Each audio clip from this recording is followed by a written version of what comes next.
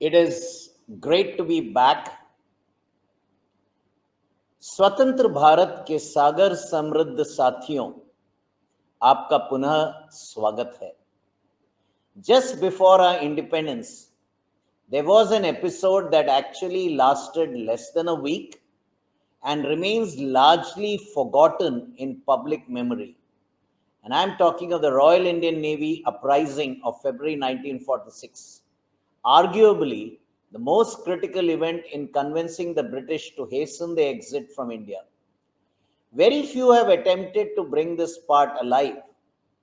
I personally recall childhood tales from this pre-independence era narrated by my father.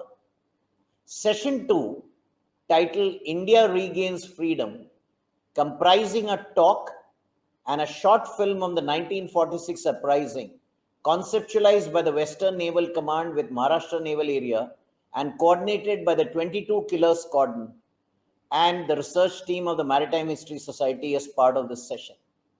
But first, it is my delight to invite Commodore Shrikant Kesnur, VSM, Director Maritime Warfare Center and skipper of the History Project.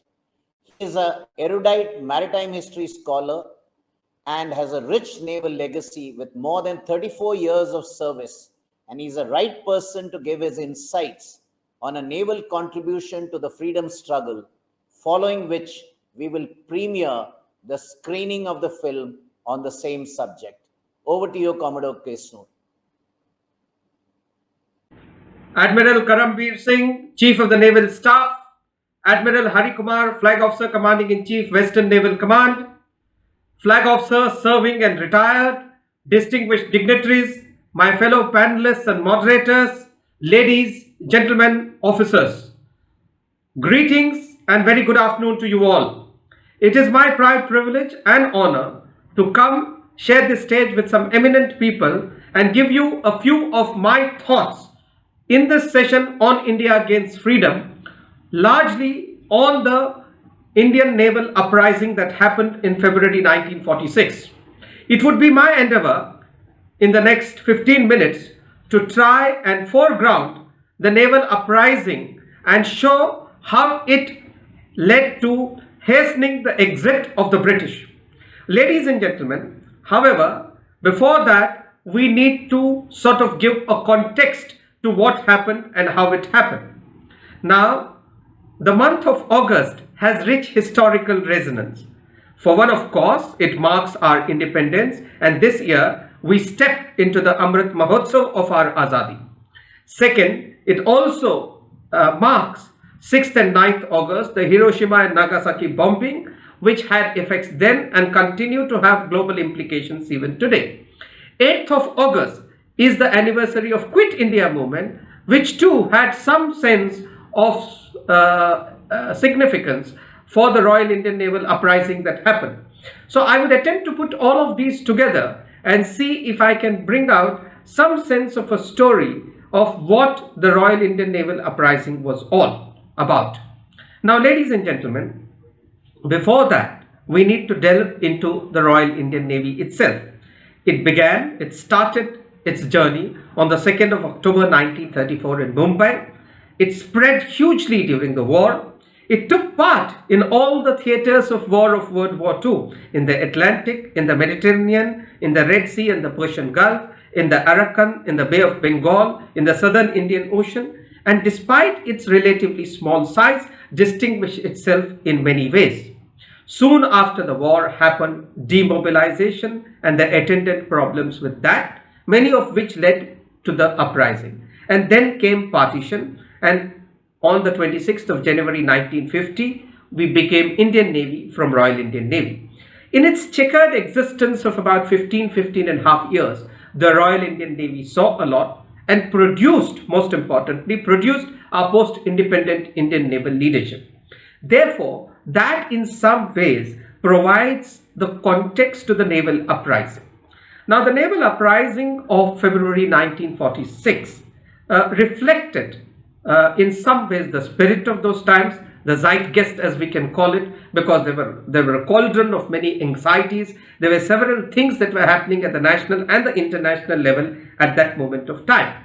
Therefore, it is possible to indeed take a nuanced view of the uprising. It is possible to say that it had many aspects and it was multidimensional. In recent times, ladies and gentlemen, history has suggested that while the non-violent movement was the principal vector of our freedom struggle, several other revolutionary struggles and active movements contributed in one way or the other. The Royal Indian Naval Uprising would stand tall and proud amongst those movements. Now, it is my intention, therefore, to not talk about the sequence and what happened and what were the causes. I think by and large, this is known, at least in the scholarly and academic circles. It is true that in the popular narrative, the uprising does not occupy that much of space, and that sort of needs to be set right. And I suppose seminars and functions like this are one way to do so. But what I will try and do is I will try to highlight 4 or 5 important aspects of this movement, of this uprising. Now, as would be clear, depending upon your lens or your perspective, the uprising has been called various names. The British called it mutiny. We ourselves called it mutiny for a long time. The mutineers, so to say, called it a strike. It has been called insurrection. It has been called rebellion. And ultimately, it came to be called uprising. It therefore indicates that there are different views that can be taken of this. So it would be my sort of attempt to give you 4 or 5 highlights which I think are important for independence of India and the post-independence Indian Navy, and leave it to our audience to sort of take a call on what they think this was all about. But before that, we have to foreground 3 events. One of these is Junagadh, that happened immediately after our independence, and I would like to quote what Admiral Satinder Singh talks about Junagadh, and it is very important. I'd like to read it. Exercise Peace, which is a Junagadh operation, he says, was the first major naval operation undertaken by independent India's Navy.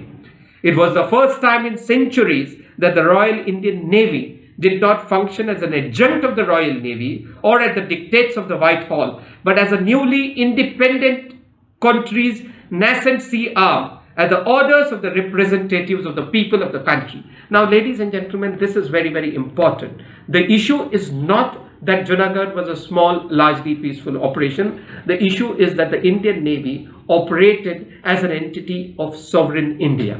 And that is what the naval uprising sought to do. In 1961, Goa, the liberation of Goa, the Indian Navy fired in anger for the first time. And in 1971, less than 25 years after our independence, came the Indian Navy's finest hour. We are celebrating 50 years of that, Swarnim Vijay Varsh, when the Indian Navy came of its own and operated in both theatres and had indeed a very glorious essay.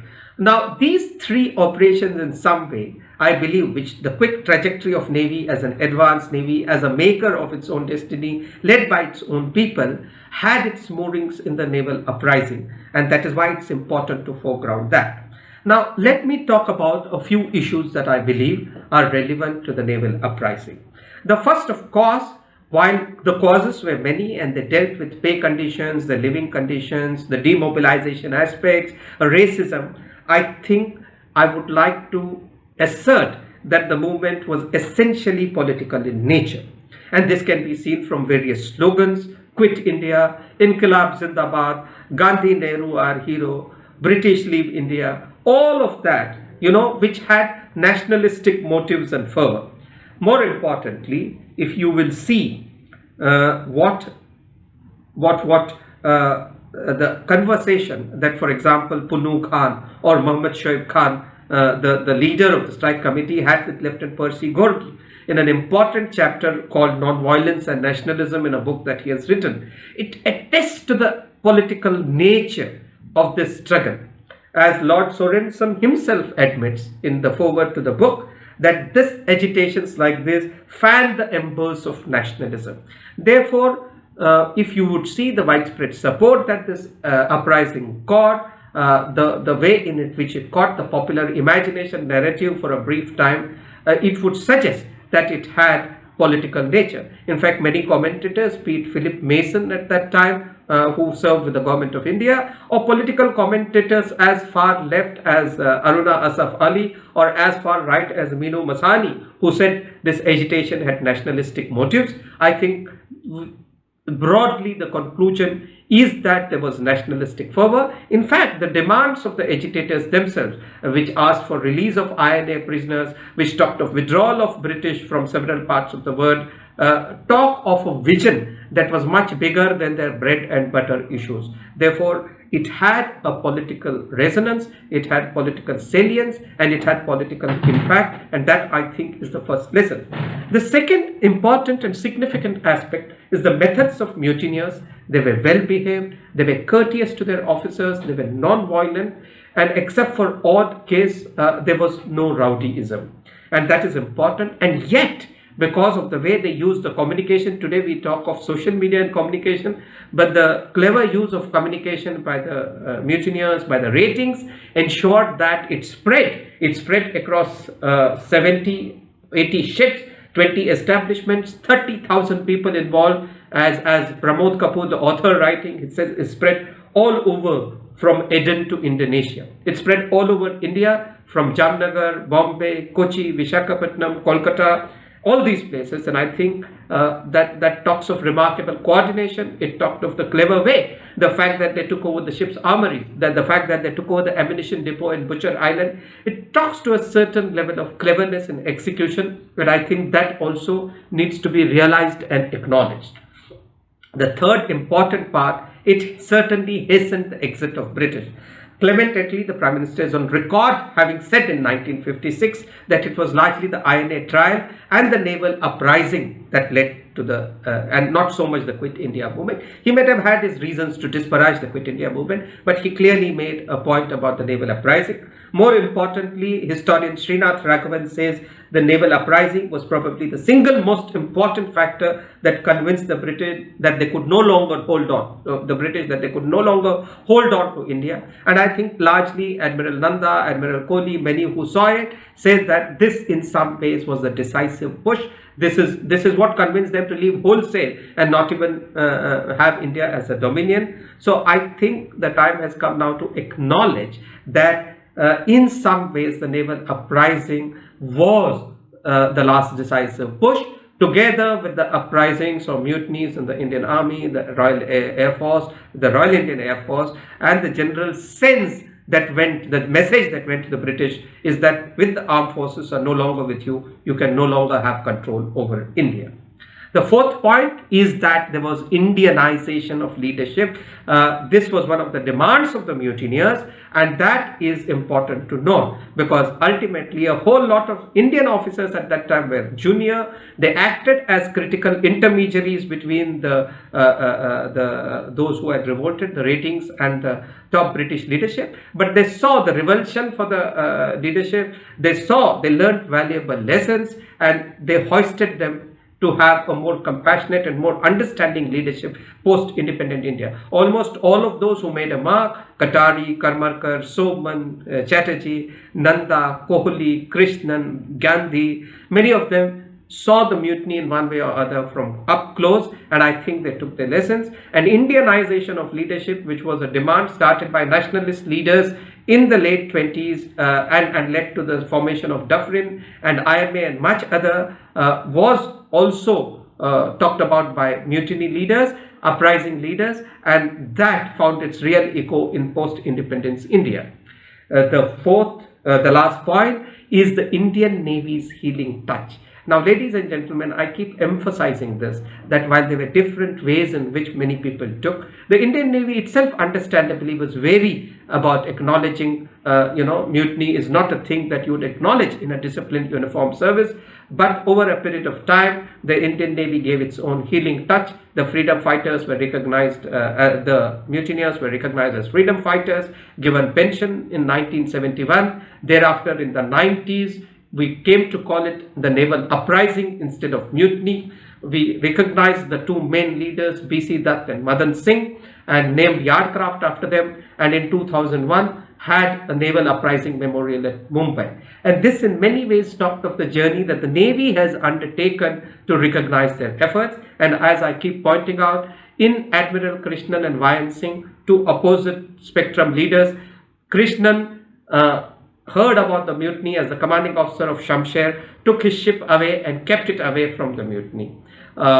Y.N. Singh was a part of the uprising in Port Blair amongst the few officers who took part. These two were different people, and yet they came together. They came together and worked together for the Navy after independence, and that talks of in the Naval Plans Directorate, and it talks of how well they did.